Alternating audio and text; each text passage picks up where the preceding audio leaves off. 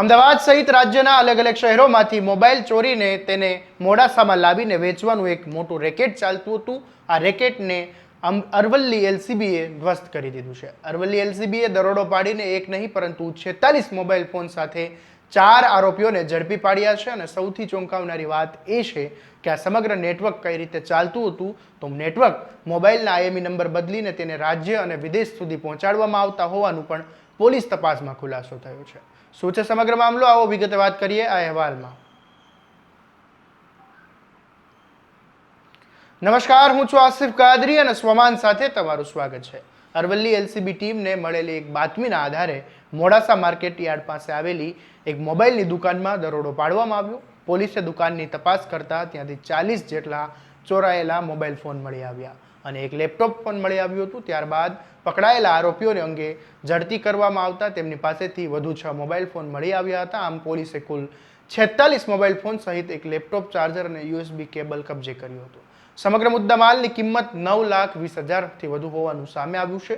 પોલીસની પ્રાથમિક પૂછપરછમાં રેકેટ અંગે વધુ એક ચોંકાવનારી વિગત સામે આવી છે. મળતી માહિતી પ્રમાણે અમદાવાદ સહિત રાજ્યના અલગ અલગ વિસ્તારોમાંથી ચોરી અથવા તો સ્નેચિંગ કરાયેલા જે મોબાઈલ હોય એ મોબાઈલ ફોનને મોડાસા લાવવામાં આવતા હતા અને ત્યારબાદ તેનું વેચાણ કરવામાં આવતું હતું. માત્ર મોબાઈલ ફોન વેચવાનો ધંધો નહોતો ચાલતો. ચોરાયેલા મોબાઈલ ફોનના સ્પેર પાર્ટ અલગ કરીને અન્ય મોબાઈલમાં ઉપયોગમાં લેવામાં આવતા હોવાનું પણ પોલીસ તપાસમાં ખુલાસો થયો છે. આ ઉપરાંત ચોરાયેલા મોબાઈલના આઈએમઈ નંબર બદલવામાં આવતા હતા અને ત્યારબાદ આવા મોબાઈલ અન્ય રાજ્યો ઉપરાંત વિદેશમાં પણ મોકલવામાં આવતી હોવાની આશંકા છે. હાલ આ સમગ્ર મામલે મોડાસા અરવલ્લી સાયબર પોલીસ સ્ટેશનમાં ગુનો નોંધવામાં આવ્યો છે. પોલીસે આ કેસમાં 4 આરોપીઓની ધરપકડ કરી છે, જેમાં આરોપી તલહા હનીફ સિધવા, મોહમ્મદ શાહરૂખ, મોહમ્મદ રફીક ચૌહાણ, અનસ આરિફ સુથાર અને નકીબ મોહમ્મદ સલીમ જથેરાનો સમાવેશ થાય છે.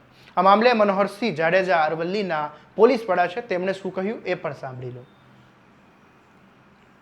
અરવલ્લી જિલ્લામાં ખાસ કરીને મોડાસા ટાઉનમાં વારંવાર એવી રજૂઆતો મળતી હતી કે ચોરીના મોબાઈલોનું એક નેટવર્ક ચાલી રહ્યું છે અને ઓર્ગેનાઇઝડ વેમાં ગુજરાતમાંથી અન્ય જગ્યાએ ચોરીના મોબાઈલ અહીંયા કલેક્ટ કરવામાં આવે છે, એને મોડિફિકેશન કરવામાં આવે છે અને ત્યાર પછી એને બીજી જગ્યાએ વેચવામાં આવે છે.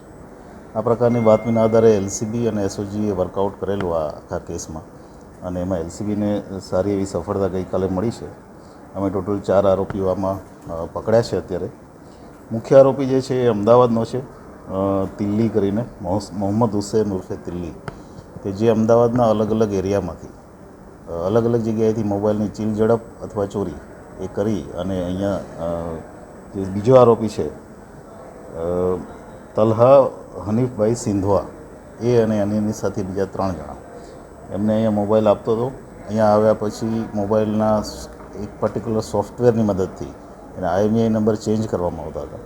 આઈએમઈઆઈ નંબર ચેન્જ કર્યા પછી જે મોબાઈલ જે તે જગ્યાએ જ્યાં ચોરી થઈ છે ત્યાં એનું ક્યારેય ટ્રેસિંગ આઉટ થઈ શકતું નહોતું અને એ ચેન્જ કર્યા પછી એમણે આ જે મોબાઈલ છે અન્ય રાજ્યોમાં ઇવન આઉટ ઓફ ઇન્ડિયા પણ વેચવાના પ્રયત્નો કરેલા છે. એની આગળની તપાસ અમારી ચાલુ છે. અત્યાર સુધીમાં અમે ટોટલ 9 લાખનો મુદ્દામાલ આમાં રિકવર કર્યો છે. 40 જેટલા મોબાઈલ અમને અત્યારે મળ્યા છે આમાં અને આગળની તપાસ જે છે એલસીબી કરી રહી છે. આગળની કાર્યવાહી ચાલુ છે. સાહેબ, લક્ષ્મી માર્કેટ એક આવું મોબાઈલ ચોરીના મોબાઈલ વધારે આવતા હોય છે, તો આ જગ્યાએ આ લોકો વેચાણ કરેલું છે કોઈ સામે આવ્યું છે? અમે અત્યારે આખી ટ્રેલ કાઢી રહ્યા છીએ, કેમ કે આની પહેલાં પણ લગભગ 1.5 મહિના પહેલાં અમે 100 મોબાઈલ અલગ અલગ જગ્યાએથી એસઓજી દ્વારા પકડવામાં આવેલા અને આજે પણ અમને 40 મોબાઈલ મળ્યા છે. મોટાભાગના જે મોબાઈલ છે એન્ડ્રોઈડ ફોન છે, પણ અમે આગળની તપાસ એની ટ્રેલ ક્યાં ક્યાં જઈ રહી છે અને આખી ઓર્ગેનાઇઝડ ગેંગ કેવી રીતે કામ કરે છે એની તપાસ વધારે કરશું, પછી જ આપને વધારે વિગત આપી શકીશ. આ મોબાઈલના ઉપયોગથી કોઈ ક્રાઇમ અને અંજામ આપ્યો હોય અથવા તો કોલ સેન્ટરથી લોકોને છેતરપિંડી કરતા એવું કંઈ તપાસમાં? પ્રાથમિક તપાસમાં હજી સુધી એવી વિગતો નથી મળી કે આમણે ડાયરેક્ટ કોઈ આ મોબાઈલનો સીધો પોતાની ઓલા માટે ઉપયોગ કર્યો હોય. એનો મેઇન હેતુ હતો આ મોબાઈલ આઈએમઈઆઈ નંબર ચેન્જ કરીને વેચી દેવાનો. બની શકે કે આગળ આમાં ક્યાંય આગળ વધારાના પુરાવા મળે કે જેમાં ક્રાઇમમાં મોબાઈલનો ઉપયોગ થયો હોય તો પણ એ તપાસમાં લઈશું. હવે પોલીસ આગળ તપાસ ધપાવી રહી છે અને પોલીસ CEIR પોર્ટલ અને સંચાર સાથી એપ્લિકેશનની મદદ લઈ રહી છે. ચોરાયેલા મોબાઈલના આઈએમઈઆઈ નંબરના આધારે મૂળ માલિકી સુધી પહોંચવાનો પ્રયાસ કરવામાં આવી રહ્યો છે. સાથે જ આ રેકેટ એ માત્ર 4 આરોપીઓ પૂરતું સીમિત છે કે તેની પાછળ હજુ અન્ય લોકો પણ જોડાયેલા છે તે દિશામાં સાયબર પોલીસ અને એલસીબી એ તપાસ શરૂ કરી છે. ચોરાયેલા મોબાઈલને એક જગ્યાએ ભેગા કરીને વેચવા, તેના સ્પેર પાર્ટનો ઉપયોગ કરવો અને IMEI નંબર બદલી અને તેને અન્ય રાજ્યો કે વિદેશ સુધી પહોંચાડવાનું આ નેટવર્ક કેટલું મોટું છે તે હવે પોલીસ તપાસ બાદ જ સ્પષ્ટ થશે. હાલ 4 આરોપીઓ ઝડપાયા છે, પરંતુ પોલીસ તપાસ આગળ વધે તેમાં રેકેટમાં જોડાયેલા અન્ય લોકોના નામ પણ આવી શકે તેવી શક્યતા છે.